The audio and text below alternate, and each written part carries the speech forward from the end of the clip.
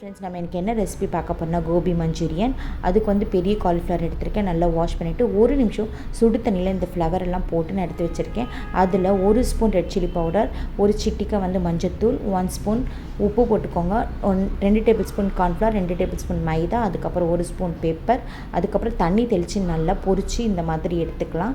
இப்போது ஒரு அகலமான கடாயில் எண்ணெய் ஊற்றிட்டு பொடியாக நறுக்கின பூண்டு, பொடியாக நறுக்கின இஞ்சி போட்டு நல்லா சாட்டே பண்ணிக்கோங்க. அது நல்லா வதங்கின பிறகு க்யூப் சைஸ் நறுக்கின வெங்காயம், அதுக்கப்புறம் கேப்சிகம் நல்லா போட்டு ஒரு நிமிஷம் நல்லா வதக்கிக்கோங்க. ஹை ஃப்ளேமில் வச்சு வதக்கிக்கோங்க.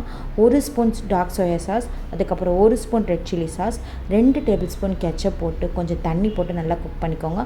ஃபைனலாக 1 ஸ்பூன் கார்ன்ஃப்ளவர் வந்து நல்லா மிக்ஸ் பண்ணிவிட்டு அதையும் ஊற்றிக்கோங்க. அதுக்கப்புறம் இன்னும் உங்களுக்கு டேஸ்ட் கொடுக்கணுன்னா ப்ரௌன் சுகர் வந்து 1 ஸ்பூன் போட்டுக்கோங்க. அதுக்கப்புறம் நம்ம பொரிச்ச காலிஃப்ளவர் சூப்பராக இருக்கும். அப்புறம் கார்னிஷ் போட்டு நல்லா சாட்டே இந்த மஞ்சூரியன் இதே ஸ்டைல் மெத்தடில் ரெடி ஆகிடும். சூப்பராக ட்ரை பண்ணி எப்படி எப்படின்னு சொல்லுங்கள். Thank you friends.